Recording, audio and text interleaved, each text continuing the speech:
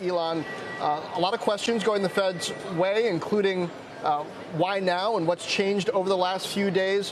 What was your sense of Fed Chair Powell's tone and kind of what we learned in this first news conference after a major cut like this?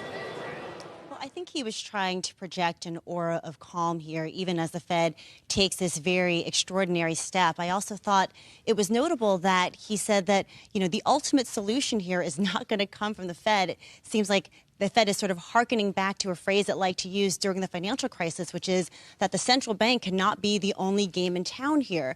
And so you heard him say that the G7 statement did point to the possibility of using fiscal measures as a way to respond to this. Obviously, health authorities, integral part of responding to this outbreak here. But he did say that the Fed's plate is full.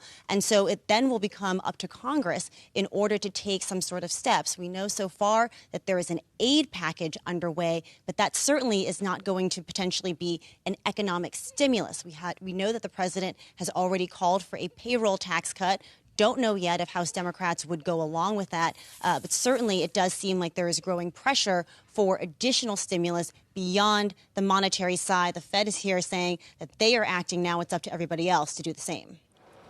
Yeah, and certainly we know you've been reporting on that as well. Ylan, two of the biggest flashpoints, biggest discussion points that I've seen circulated in conversations here on Wall Street today on the heels of this cut. You got right at it with the Fed chair, both of those questions. The first being what happens after the threat from coronavirus abates and what do they do in terms of those rates after that happens? And then also whether there has been any kind of pressure from the White House, given the tweets we've gotten from President Trump in the last 24 hours.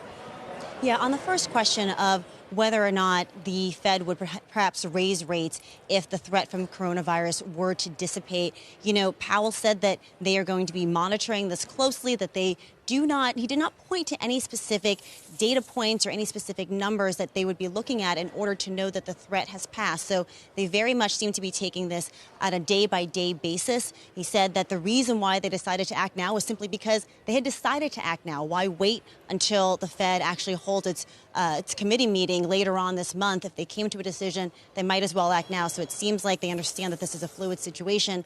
And on the political pressure, he was very clear that the Fed makes its decision by looking at the economic data and making informed analysis. The Fed does not cave to any political pressure, and he wanted to make sure the public understood that point. But of course, it is hard to ignore the very pointed tweets that come from President Trump.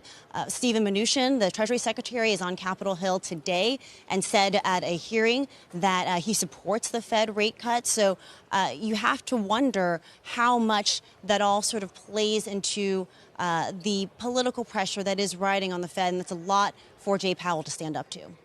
Yep. Ylan, you started the morning covering Mnuchin. By the way, stocks are now below the level before the Fed announcement came. On Mnuchin, Ylan, he continues to tell lawmakers, he's talked about infrastructure spending. There's there's a flash head on the tape that he's happy to discuss reinstating state and local tax deductions with the president, going back to that whole SALT saga. So it's hard to understand right now what the universe of possibility is in terms of policy. Right. So that's something that we've been trying to chase down as well. There are a lot of ideas that are being floated out there. It appears there's a lot of spaghetti being thrown against the wall right now to find out not only just what sticks, but what actually sends markets higher, what markets will respond to.